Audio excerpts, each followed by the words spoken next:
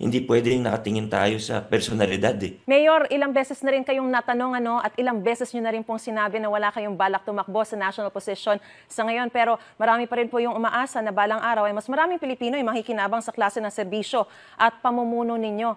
Kung sakali po bang magbago ang ihip ng hangin, ano po kaya ang magiging konsiderasyon ninyo sa pagpasok sa mas mataas na posisyon kung sakasakali, Mayor? Well, Ma'am Maris, pasensya na. Itong nakaramang araw, talagang ulit-ulit yan tinatanong sa akin. Wala naman akong bagong sagot. Yun pa rin po yung sagot ko.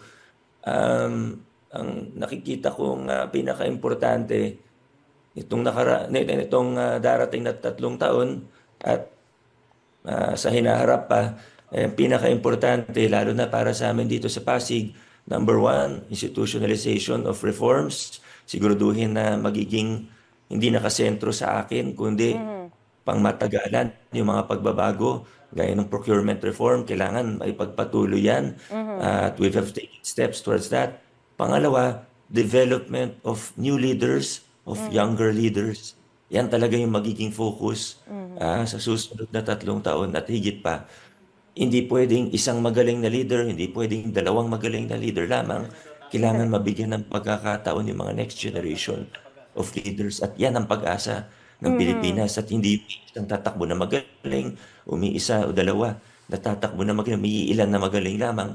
Kailangan dumami pa. At yung talagang pag-asa, kung gusto natin ng tunay na pagbabago sa ating bayan, hindi pwedeng nakatingin tayo sa personalidad eh. Kailangan, mami, isusunod na henerasyon po talaga ang magiging susi po rito.